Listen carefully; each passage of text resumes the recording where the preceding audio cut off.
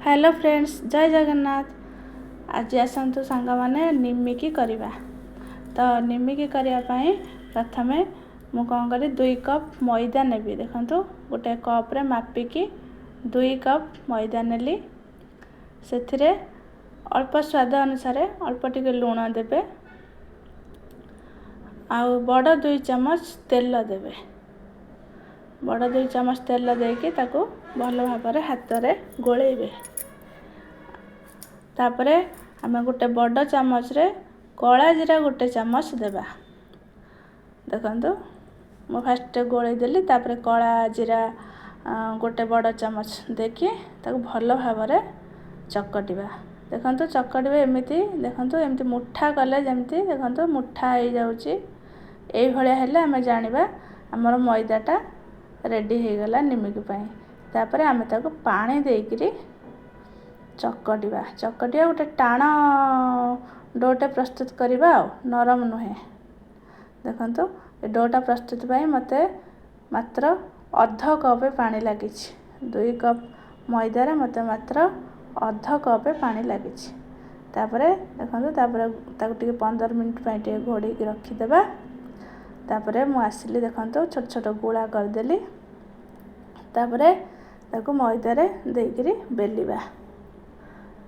जमि बेलिबे जमति मोटा नुहे कि पतला नुहे, रुटी जमति बेला हुए बस से भली बेलिबा। देखंतु मु बेलुची।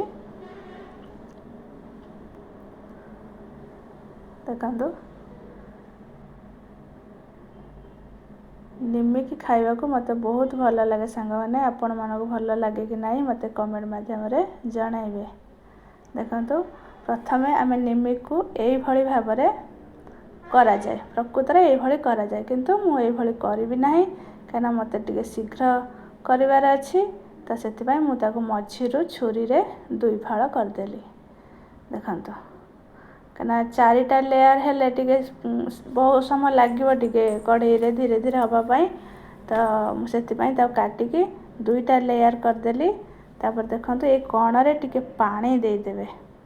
टिके पानी गोटे आंगुल राणी टिके मारी देबे काना नले खोली जो। तापर ताको भांगी केमती माडी देबे। देखंतु नहले कड तेल रे पड़ले ना सेटा फिटी जीवो। देखंतु म आउ गोटे से भली बेलुची। देखंतु ए भली बेलिबे। टिके टाण डो करथिबे ना टिके बेलिया पई टिके बळ टिके खर्च हबो। देखंतु ए भली बेलिबे। पुणी ताको छुरी रे 2 फाळ करिवे। देखंतु 2 फाळ कर देली।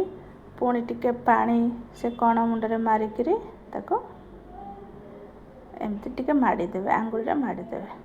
देखंतु मोर एथर बेला हे गला। देखंतु मु सब जांक बेली दे सारी लेनी। तापर तेल कढ़ई पकु जिबा।